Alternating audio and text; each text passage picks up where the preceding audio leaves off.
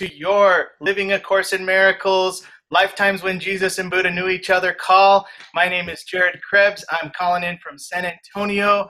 I am super excited about today's call because we're going to be talking about Chapter 7, which is Gnosticism.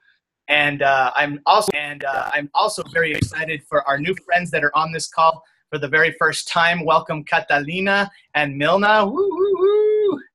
And Milna's calling in from France at 2 in the morning, like Langy. Oh my God, that's like so studly. Way to go, Milna. That's right, Christian, my man.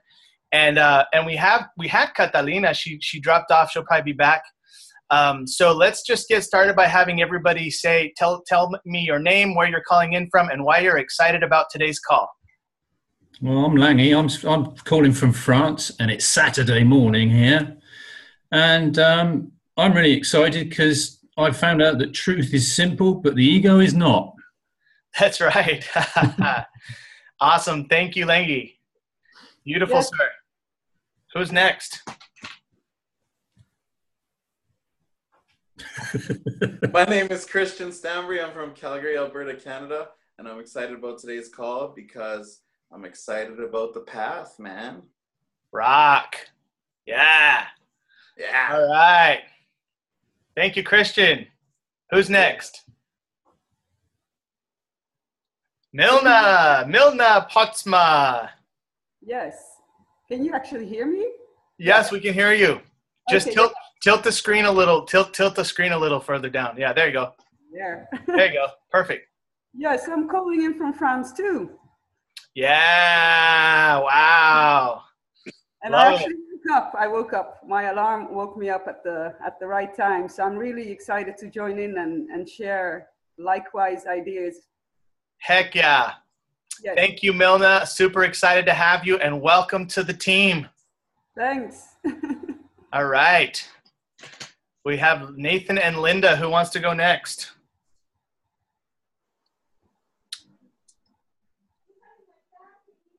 I think Nathan should go next because I don't know if Linda's able to talk. Hey. Okay, go ahead. Hey, Nathan Lively in Minneapolis, Minnesota. I'm excited to be here to meet new members and I guess forgive them.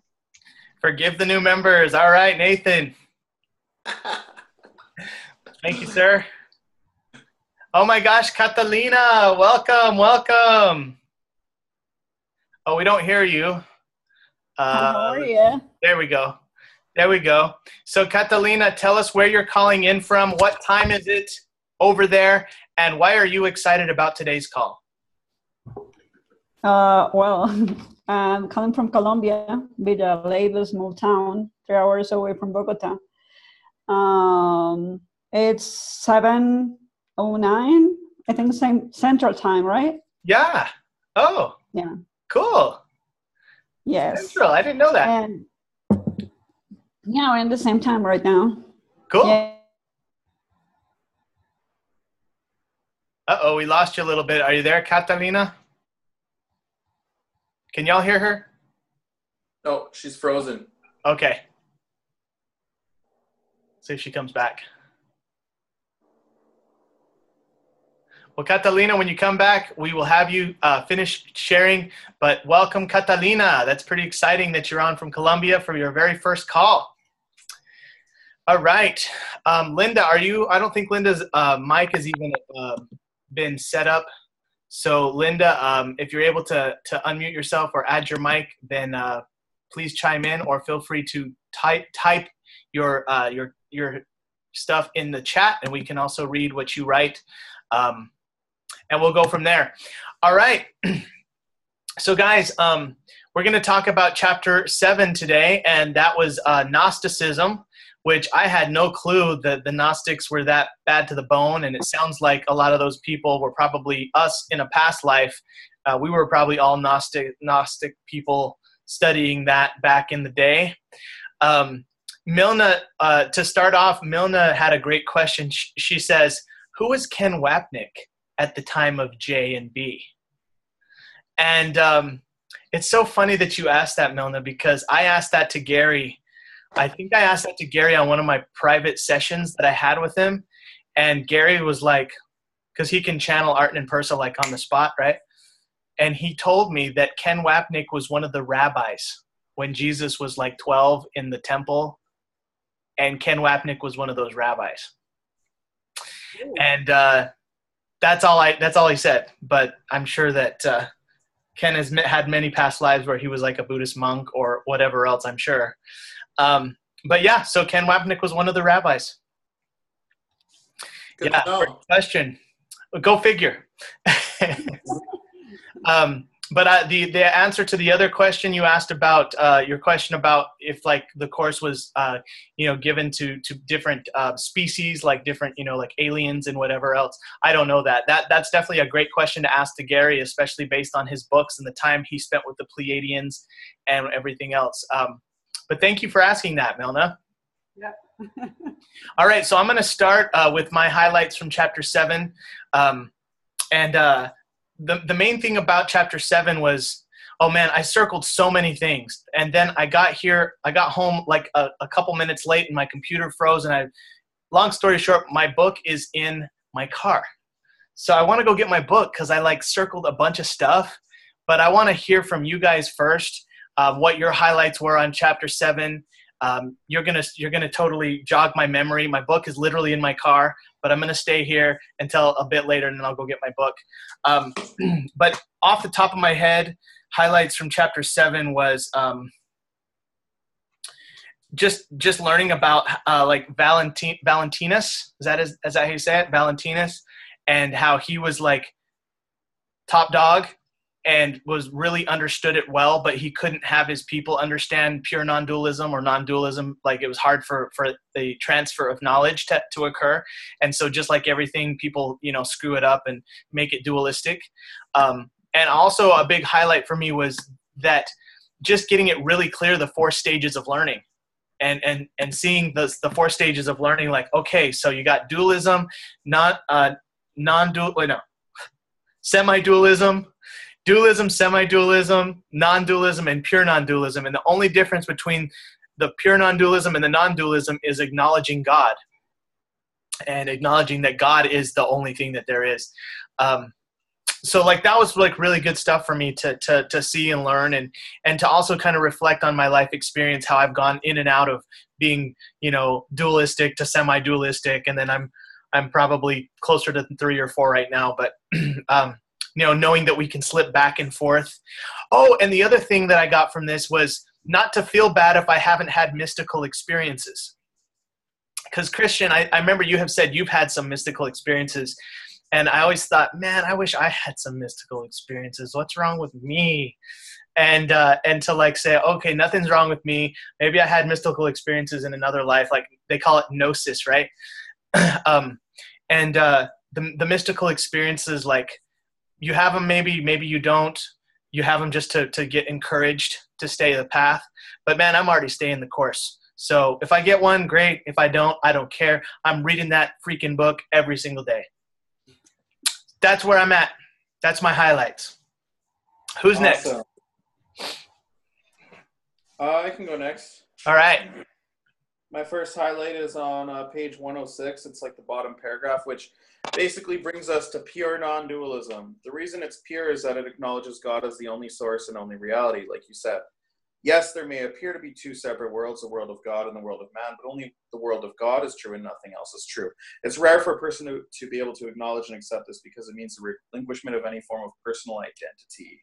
I like that, and I'm practicing that, like I love telling my story, but I'm telling less of them now. You have the awareness of perfect oneness. Okay. All right. So my next highlight is this paragraph. I remember the course describes your relationship with God as intensely personal, and it is. The Gnostics treasured that experience of gnosis. To achieve it, they try to remember the world is just a dream, as you read in the Gospel of Truth. To them, the world wasn't made by God, but by a demiurge, which is roughly equivalent to the course term ego. And, okay. But the students would often get discouraged if the experience of gnosis didn't happen for them, making a false idol out of the experience and being disappointed if it doesn't happen. won't get you anywhere. So making a false idol out of the experience or mystical experiences and being disappointed if it doesn't happen won't get you anywhere. So that's my second highlight. Yes. Which all ties into what you said. I think that's interesting because when I read the Course in Miracles the first time, it sort of says, you know, you do the course, and at the end of it, you'll be like enlightened. And when I got to the end of the course, I wasn't enlightened, and I was a little bit wound up about that.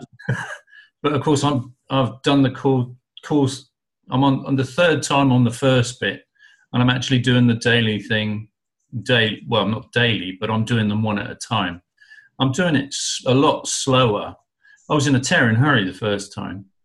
Couldn't wait to get to the end, you know, see what would happen. And of course, nothing happened because I read it too quick, you know. So I can see why people would get frustrated. And of course, then that's a form of dualism, isn't it? Because you sort of turn it into a magic idol. And of course, it doesn't work because you haven't really learned it. The course is a course, but you've got to practice the course. You've got to learn the course, then you've got to use the course.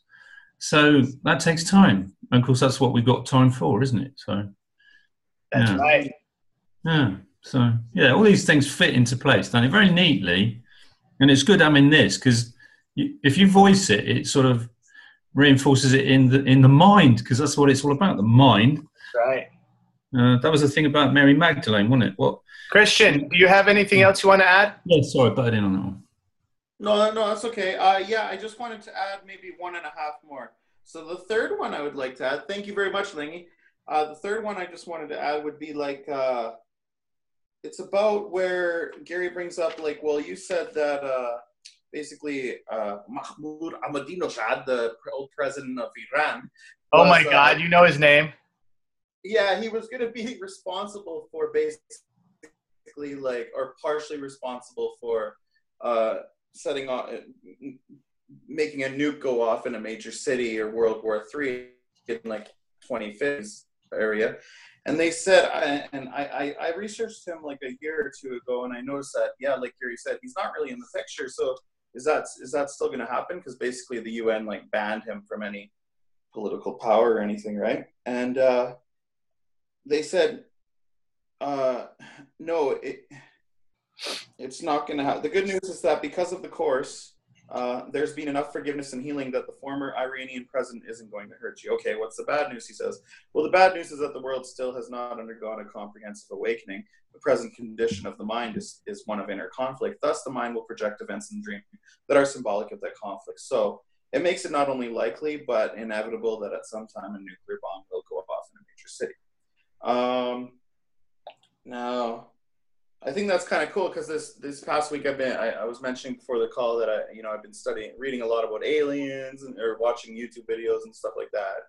And then there's the other thing called the Mandela effect, where basically like things, it's almost like we're in a different dimension, and I have experienced those shifts a few times, but I think that's kind of like an example of it. It's like, the script is written, but you kind of like almost like seem to change it by making better decisions, kind of thing. So heck yeah, that's the best part about all this forgiveness stuff is we change the dimension that we're in collectively, so we don't get a nuke from the Iranian guy. Maybe it still might happen, but hey, let's keep forgiving. Maybe it won't happen, Yeah, now it's Trump instead. No, I'm just kidding. I don't know. But I mean, whoever it is, like at the end of the day, it's like we got to forgive, and then if the course students don't forgive, who will? Mm-hmm. Yeah, that's kind of saying. I'm sorry, but yeah, what I think this whole book is saying, what Gary was saying in our call, and what they're saying now is like they said, like, yeah, like enough forgiveness has been done, so that's great, but I think we can do better, and that's what Gary's saying, what this book is saying, can you take it a step further, so that's what I'm kind of looking at right now. I feel committed, motivated. Motivation got me started, determination keeps me going. Right? Yeah, good job, love it. Thank you, Christian. I think I'll leave it at that. There, the end. I really like the ending too, where it quotes like a line from the Manual for Teachers and the Development of Trust, and the line is really quickly. There it is. Now he begins to see the transfer value of what he has learned. Its potential is literally staggering, and the teacher of God is now at the point in his progress in which he sees his whole way out. Isn't that like such a wonderful line? You know, its potential is literally it's very staggering. empowering. Thank you, Christian. That's it. Thanks, bro. All right, who's next? Thank you. Thank you. Yeah, I can go. All right. So yeah, I also highlight the 4 steps because I think we need to be reminded constantly about these different steps of awakening, actually, also. But the next highlight that I have is the following one. Still many of them, so they're talking about the Gnostics here, made enormous strides on their spiritual path and are studying the course today, ready to attain their enlightenment. So maybe we have been part of them, I guess. Oh, 100%. Yeah, yeah. So that's one of my next highlights, and also the next one is Gary's. He says, I think it's frustrating for people because the Holy Spirit can see the whole plan and how it's all going to play itself out, whereas we're wondering where we are actually on our path to enlightenment, and how far do we have to go? How many lifetimes do we have to come back for? These are questions that I have very often. So I don't know if any of you have these questions too. Oh yeah, of course. I'm like, man, I hope this is my last lifetime. I don't want to reincarnate no more. And then, like, did you hear the one when Gary was our guest on our last webinar? He said that this is his last lifetime now. Yeah. I'm like, jealous. Yes. But yeah, so cool. So cool. Definitely feel the same way. Yeah. And let me see, because my brain is not really awake yet. I don't really remember. I have to cheat on my phone here. That's good. Yeah, the other one I find very interesting is it says the course talks about an interlocking change of forgiveness. So my forgiveness is connected to everyone else's forgiveness.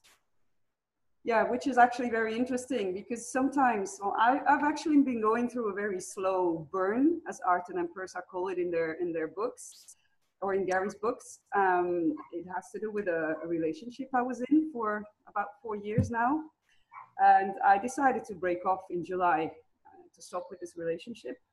And the person has been giving me a very, very hard time, harassing me with textos and everything. And it's actually really been very difficult. And it's only starting to get better now. And so I've been forgiving this person non-stop, actually.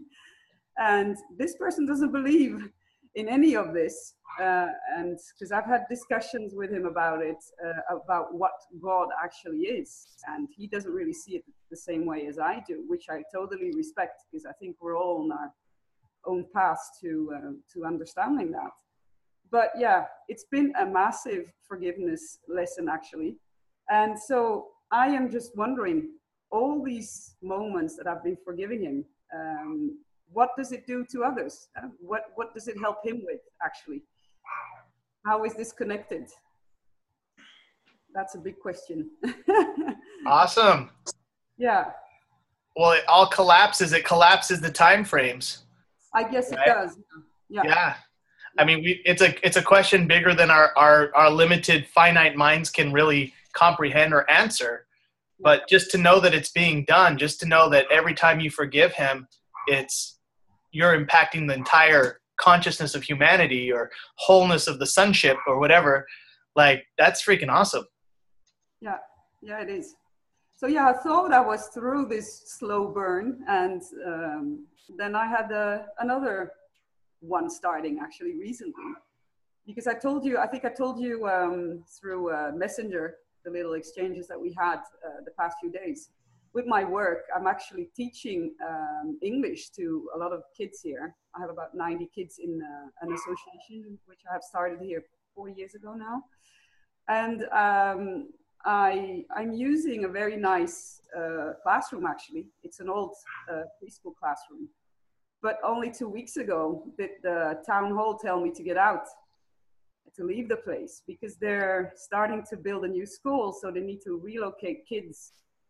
And therefore, I'm finding myself in a different room, which is a lot less practical. It's actually a meeting room filled with chairs and tables, and it doesn't have the little small toilets for the little kids that I have. So, well, this is also, again, a forgiveness opportunity.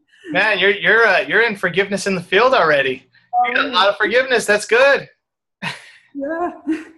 But yeah, I guess sometimes you need a break, you know, to breathe, to chill. Amen to that. It's not here yet.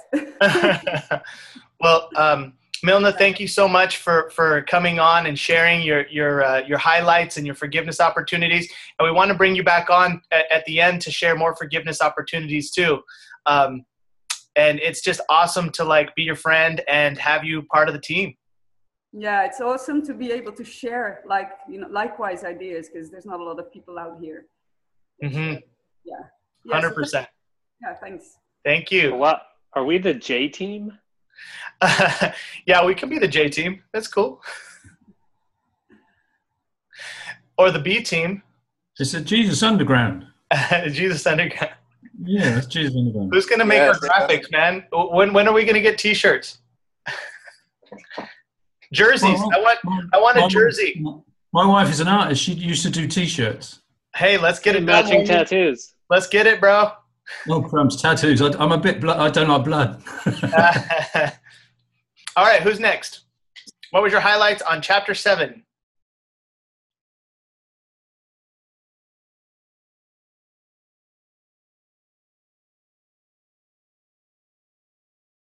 I can go. I thought Nathan was going to go. Catalina. No, you could go. Yeah. All right, Catalina, Hi. welcome. You're in Colombia. It looks like your Wi-Fi is working now. It looks like.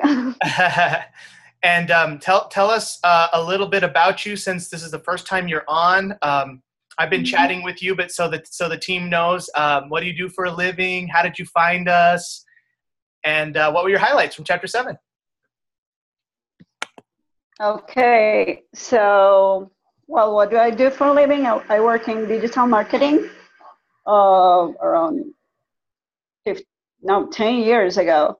So I'm working with the same company. I work from home. 3 years ago, I started working from home.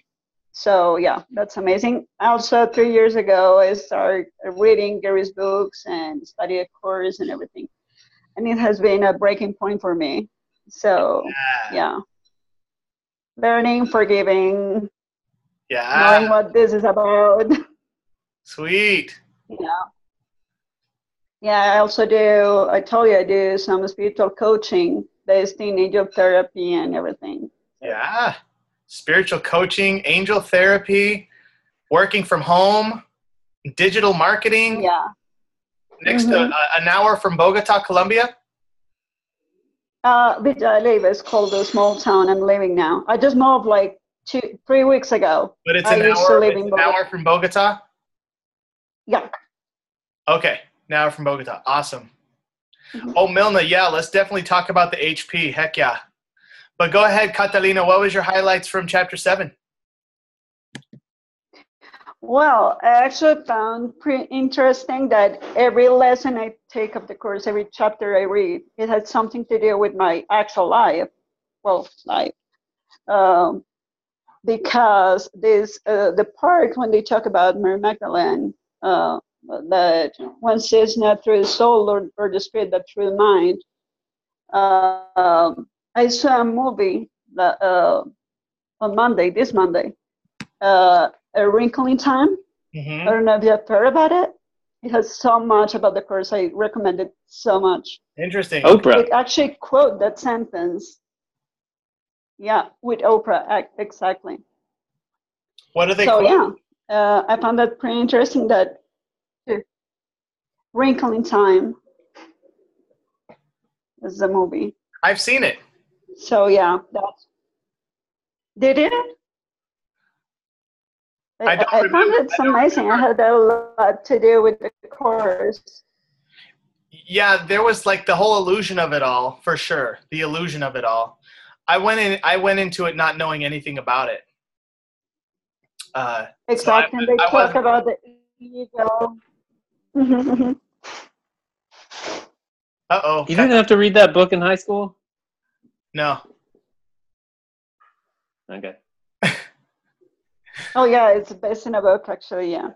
So yeah, they actually have this thing when they say like, I want you to share my vision because you don't have to see with your eyes or something like that. So when I was reading like this part, I found that was amazing. Okay, so you like that part about spiritual sight? Yeah. From chapter 7. Yeah, yes. exactly. And awesome. Also when they like point the things about Gnosticism that are related to a course, it's like in Hinduism and everything, they say all the paths go through the truth, the actual truth. So, but the course is the fastest way to go back home. Yes. So I found that very interesting. Yeah. Awesome. And I'm also curious about I've asked the Holy Spirit, like, which is my percentage of spirit or ego, to see how close I am to the enlightenment. I'm pretty curious about it too. I know. I wish we had some type of gauge of that, like an app. Yeah, like we need an app. I know. You have 49% ego, 51% Holy Spirit. Oh, you're 75% awake. 75% awake, 25% left. Come on, get going. I think if you ask that question to yourself, you're almost just answering your own question.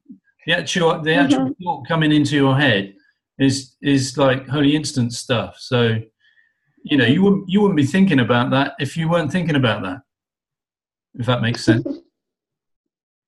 Yeah. Awesome. Anything else, Catalina? No, I just wanted to share this insight I got today, that I was like all these things that were in a dream and everything. But I just today like make the click, which I need to make actually, that I'm not in the dream, but I'm the dreamer.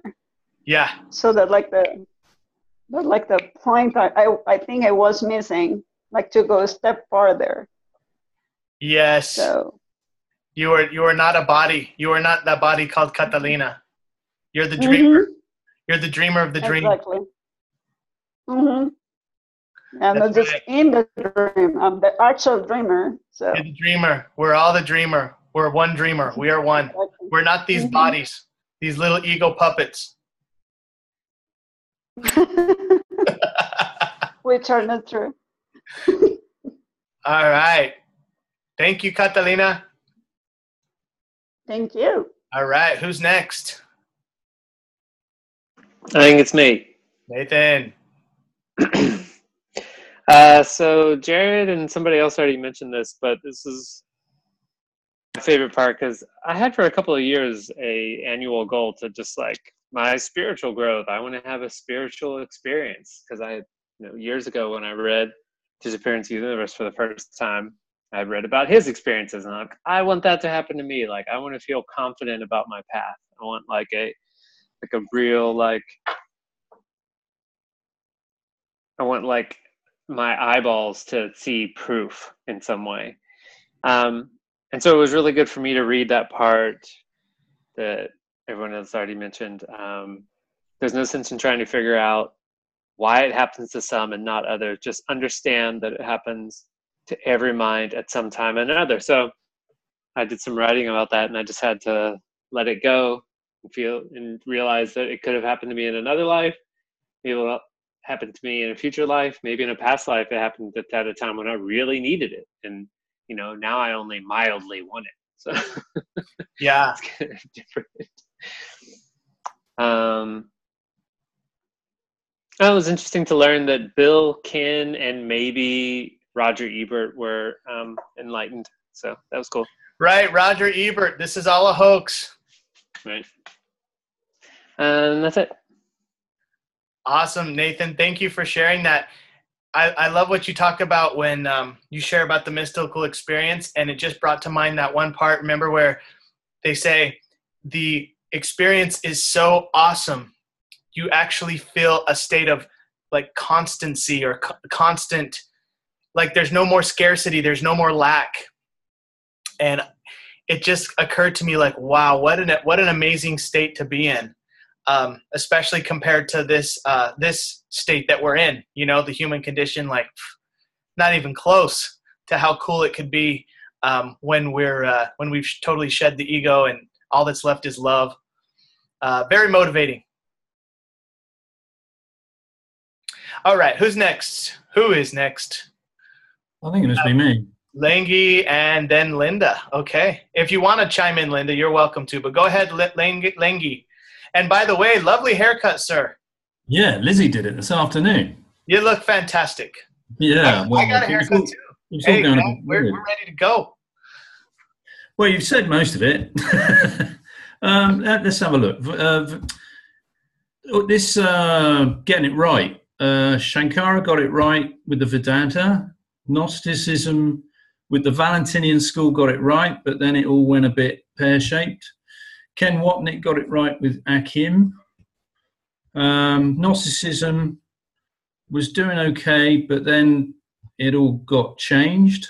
I think that's what happens with Akim. You know, people try to turn it into something else, turn it into a religion. I've seen that.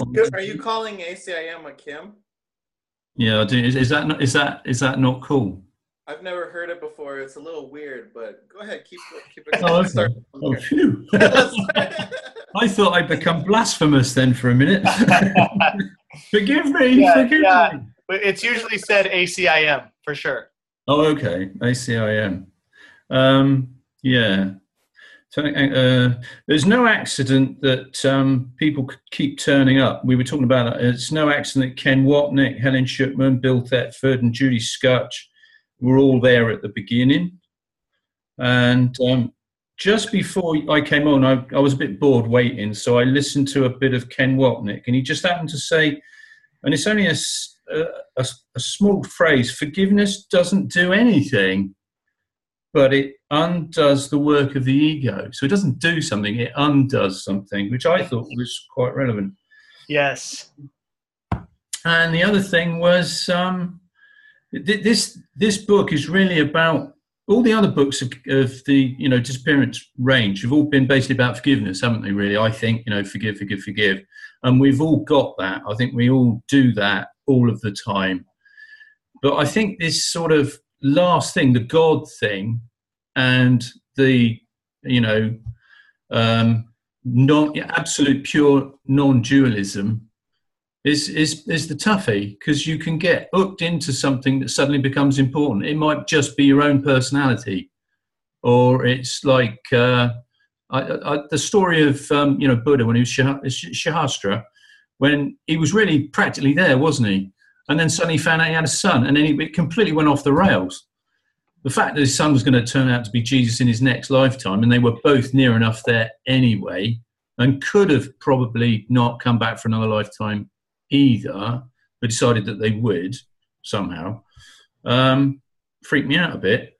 But this book is, I've read this book twice already, and that bit about the ladder, the 4 stages, I thought I might have to read that out, but I think you said, because there's no way I could explain that without reading what Gary wrote, and you did that without a book. I thought that was well impressive.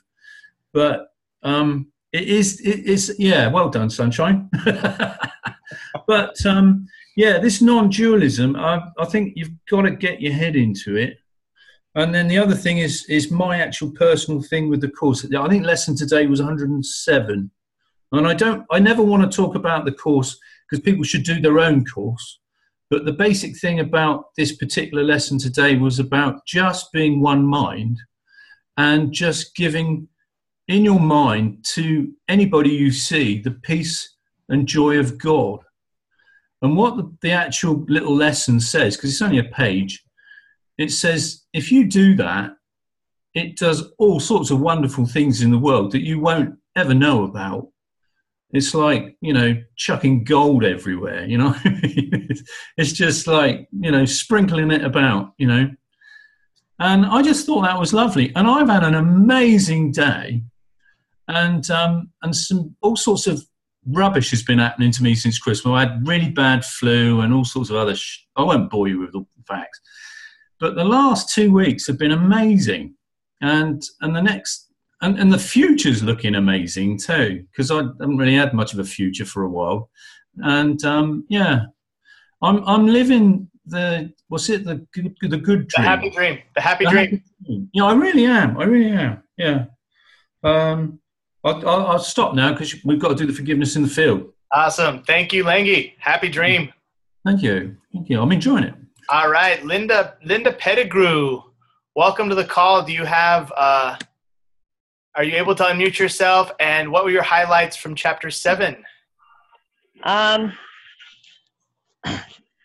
don't want to sound like an idiot, but where's the chapter 7? I read the 365 daily lessons.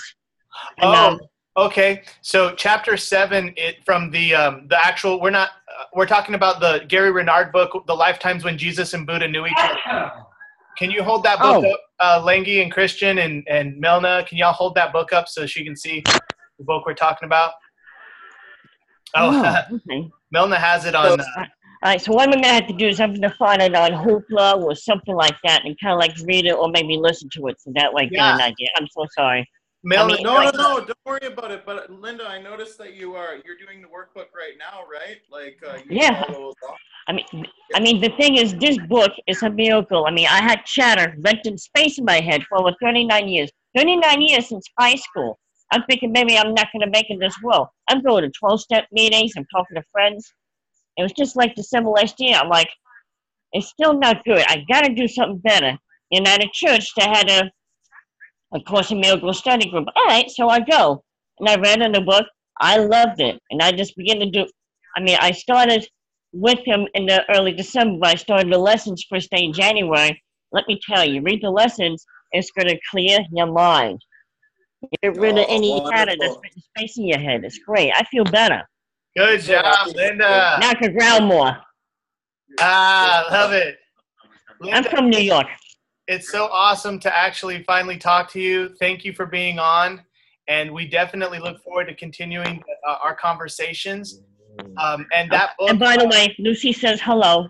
Hi, Lucy. Hi, Lucy. Hi, Lucy. Milna, would you mind typing in how you access the My book baby. digitally? So Milna's going to type in how she accesses the book digitally if you want to get it digitally instead of the actual physical book. Okay, I'll have to write it down.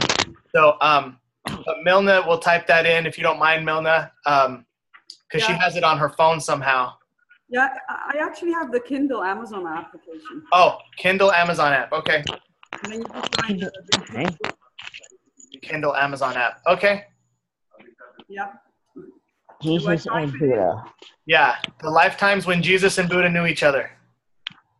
Lifetime. These books on Kindle, so I can take it with me anywhere. That's awesome.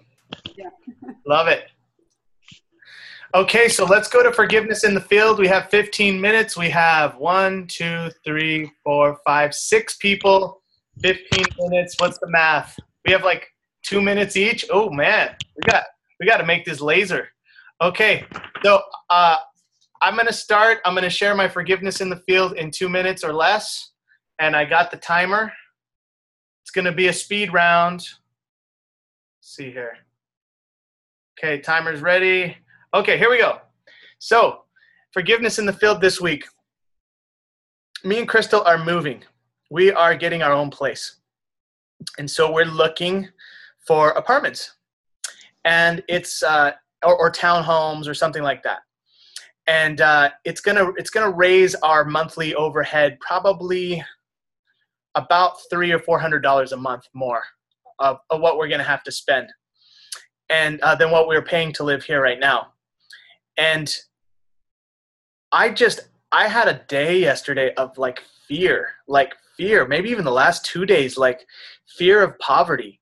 And it is so weird because financially, we're actually doing better than we've ever done. We have more in savings than we've ever had. Our check is really big this week from our business. Like, we have money coming in, but I was scared and worrying about the future. And like,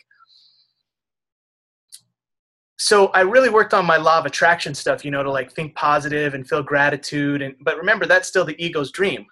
So I also pulled out my special handy dandy paper here. I told y'all I would type this in and I never did. So I will type it in after this call, I promise. But I read this to myself, and I'll read it again for those of you who are new. I got this from Pablo Arango, and this really brought me back to the Holy Spirit's thought system and out of the ego's thought system. And it took more than just once. It wasn't just, I had to say it several times. Holy Spirit, I recall this projection of the unconscious belief in the fear of God, fear of death, fear of destruction, and the fear of atonement, in the form of fear of poverty, desire for money, and scarcity. I recall this projection and relinquish it onto you, for I no longer want any of these ego thoughts within me as mine. I am aware that Jared, his family, friends, and all beings in the illusory world are immortal spirit. These illusory bodies are not only images, are only images that have nothing to do with what they really are. They are perfect spirit, perfect oneness, perfect love. I, as the entire seemingly separated decision-making mind, am seemingly projecting and observing this entire illusory hologram of time and space. I am perfect spirit, perfect oneness, perfect love. I am Christ. Everything is forgiven and released. So it's like I read that and it kind of puts me back into shape. And last thing I'll say is, today I felt a lot of peace. Today I felt a lot of love and joy. And I thought, if this ego body called Jared is gonna live a happy dream, and I know I'm not gonna just die and be annihilated or whatever, then let's wake up from the dream. If I know how to stay safe, then let's wake up from the dream. So that was my thoughts today. I went way over, guys. I was like 2 minutes, 55 seconds. Sorry, you're gonna have to forgive me. Okay, who's next? Jared, I just want to say you have to trust. I think we need to trust whatever comes at us. And yeah, I already talked about my my slow burn, so I'll give my time to the rest of the group. Oh, well, thank you, Milna, and thank you for your encouragement. And absolutely, have to trust the Holy Spirit. And absolutely, thank you for reminding me. Yeah. Should I go? Nathan. Hey, so tax time has been really stressful.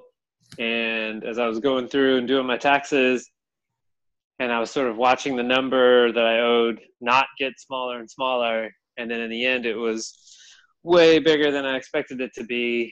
And I could feel like the moment, like where now I basically get really depressed and complain and just think about how much everything's falling apart. Or I see this as an opportunity to choose differently.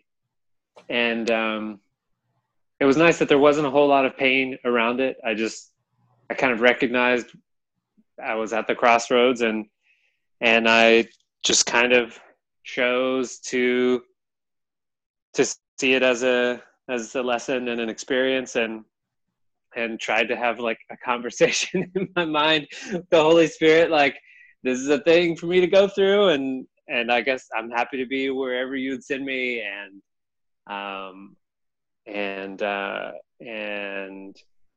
you know, I realize that I don't know what this is for, and you're going to show me what it's for, and just trying to think as many right thoughts as I could. And I don't know if I felt better, but I could feel myself like going down a path where it could get pretty dark. So that's my forgiveness in the field. Hell yeah, Nathan. Way to go, bro. Yeah, Nathan, I think we're kind of on the same page there, in the sense that me too, for a while, I felt like kind of like going down a really dark path, and I could see myself my ego slowly trying to kill myself in a way, you know, slowly, just by making unhealthy decisions constantly. And so I decided it's time to change this pattern because it's not working and it hurts and I want to be happy. So I know that takes work and I'm doing it. So let's go. Way to go, bro. Thank you. Thank you, It Chris. is exciting, right? Like its potential is literally staggering. So, you know, it's really quite amazing. You're right. It is work, man. And choose your hard, right? Because it's also hard to be unhappy, but it's also hard to do the work. So choose your hard. Yeah. Yeah. Awesome. Thank you. Okay. All right. Who's next? Forgiveness in the field.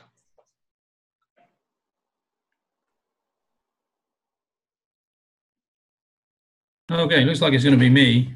Forgiveness for me is not like, I haven't really had a lot to forgive for a long time. I've said this before. Apart from the news, which you have to forgive all of the time because it's insane.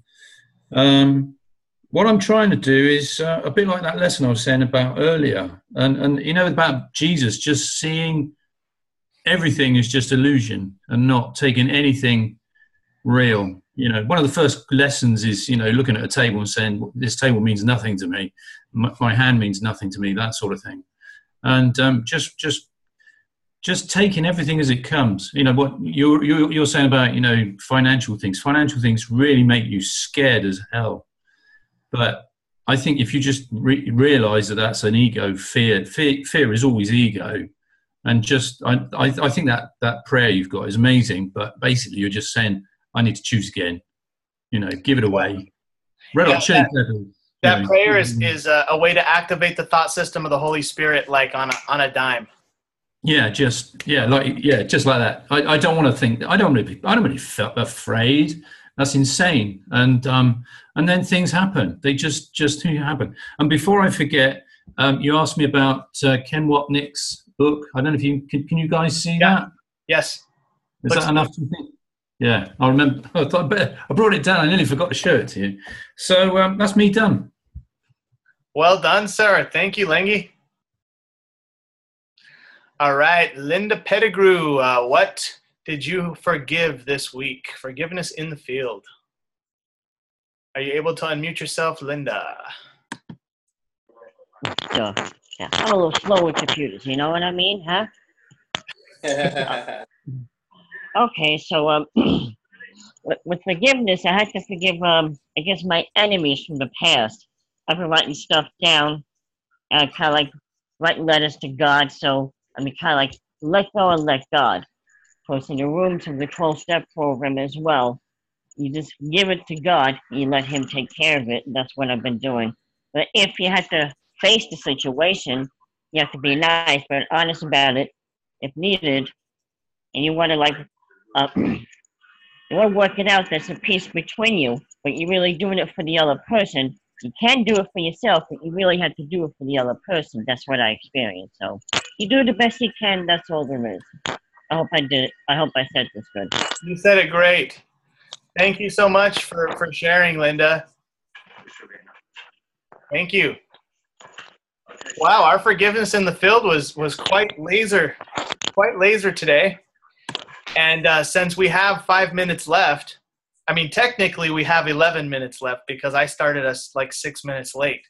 But I would like to ask Milna about the hydrogen peroxide 35% thing that is mentioned in the chapter, because I was reading that and I'm like, ooh, I want to take that.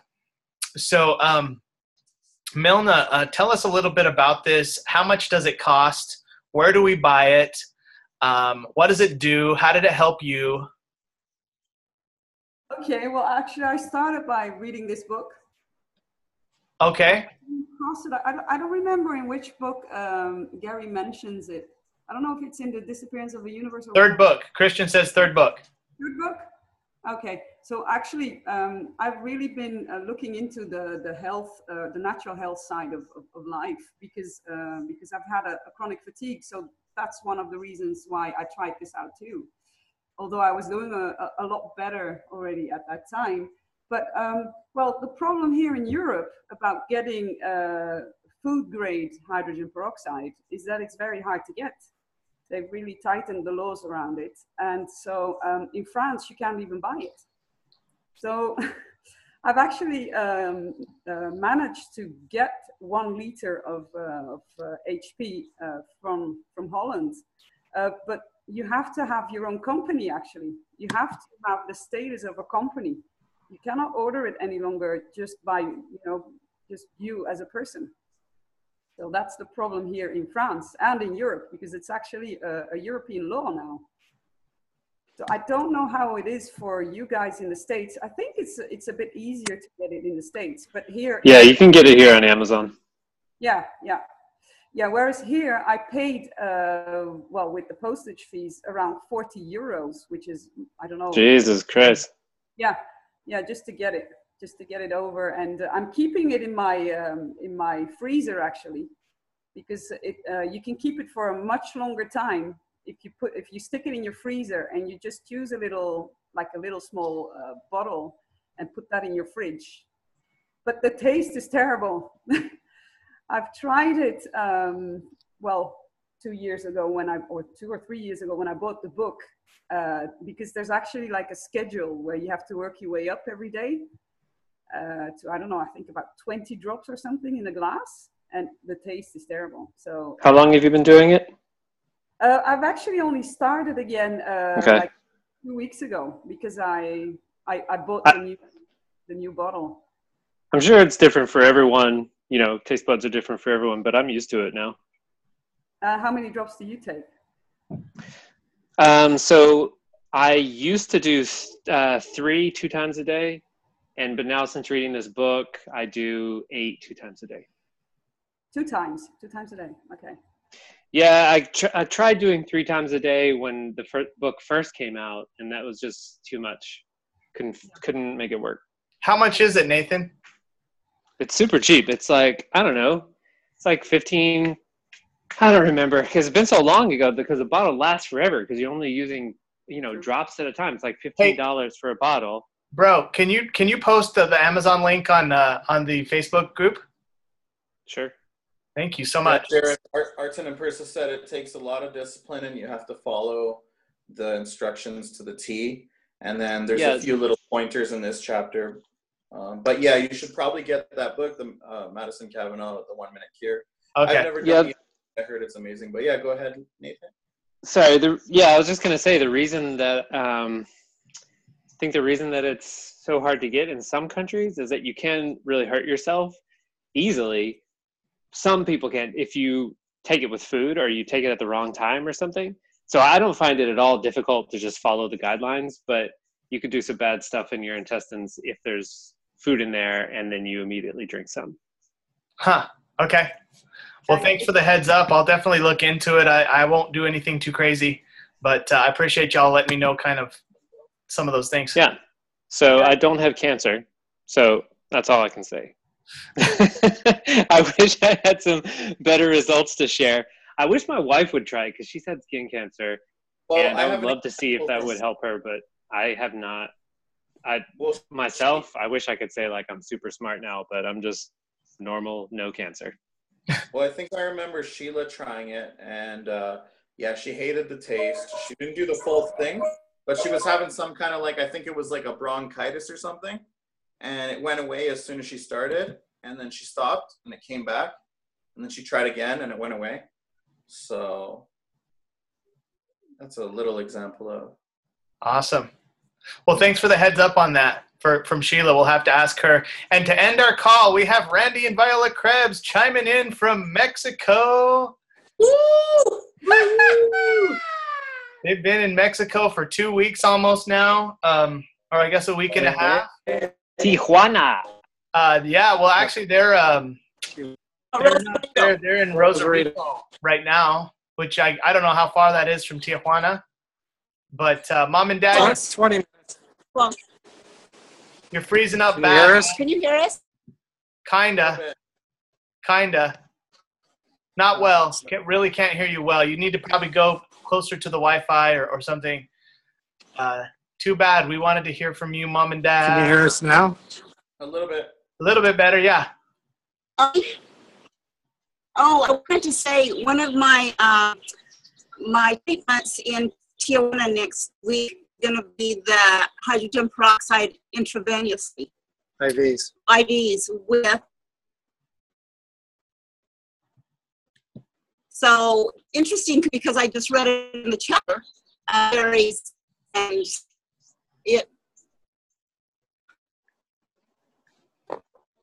it was just pretty cool. Just that, you know, they'll be dripping that in my veins 5 days in a row. So that's amazing. Someone who actually wants to heal somebody. Yeah. Good. That's exciting, Mom. Yeah, their meals really. Yeah, it was really. You'll see it next week. I'll be there. Really excited to see it. Well, Mom and Dad, we love you. Thank you for being on. You're breaking up a lot right now, so we want to hear more about this. All right. We're thinking of you guys. Hey, next Friday, I'm going to be coming at you live from Tijuana. I'll be live from Tijuana with y'all on this call.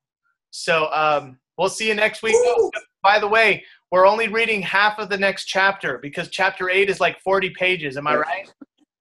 So we're only going to read the first 20, and then we'll read the last 20. Mm-hmm. Yeah. Or we'll only discuss the first 20, let's say, if you want to read ahead. It's super impressive. Langy's already read the book twice through, man. Stud. Stud. Yeah, well, I kept reading it again. That's not surprise, Langy. All right, we love you guys. Okay, we love you, everybody. Let's unmute the lines. Everyone say, have an awesome night and God bless. Have an awesome night and God bless. Have an awesome night. Awesome Have an night. awesome night. God bless. Keep it simple, okay? Muscles blessed. Love you all. Love y'all. Love and life from California. That's Have right. a good time.